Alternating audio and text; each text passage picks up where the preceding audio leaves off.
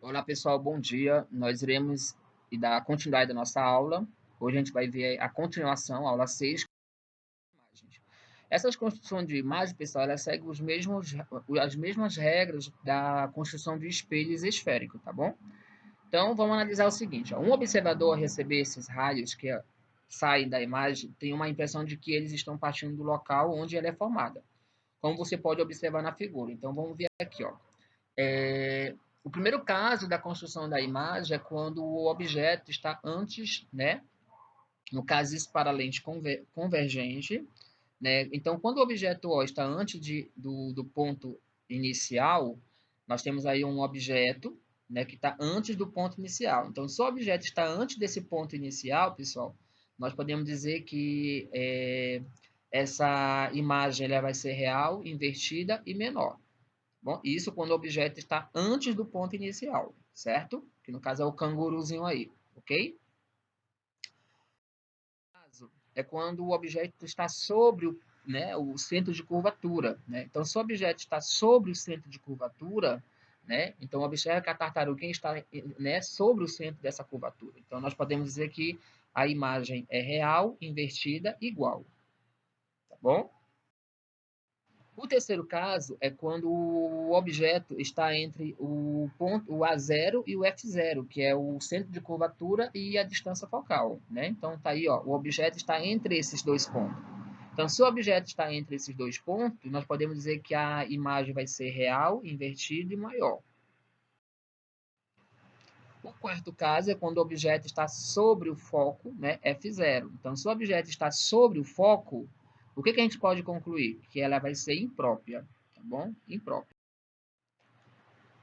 Na lente convergente, né, que é o quinto caso, o objeto está entre F0 e O, né, e o ponto O. Então, nós podemos dizer o seguinte: se o objeto está entre F0 e o ponto O, que é a origem, nós podemos dizer que a imagem é virtual, direita e maior. Numa lente, observação, numa lente divergente, qualquer que seja a posição do objeto em relação à lente, as características da imagem A', B' são sempre iguais. Então, objeto mais próximo da lente, observa aí, ó, que se o objeto está mais próximo da lente, a imagem vai ser virtual, direita e menor. O objeto está próximo da lente. Então, nós vamos ter essas características. Tudo bem? Vamos, dar... vamos ver aqui exercício resolvido.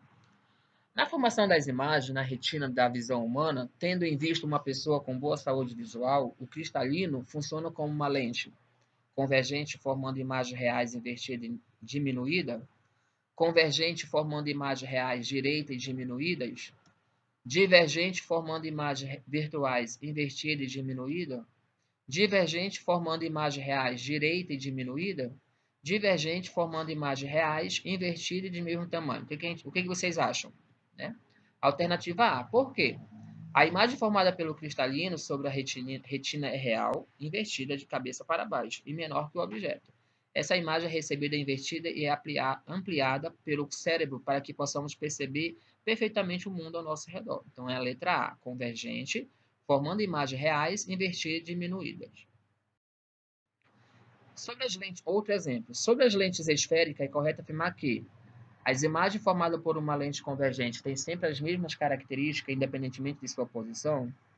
As imagens formadas por uma lente divergente são sempre reais, invertidas e menores que o objeto.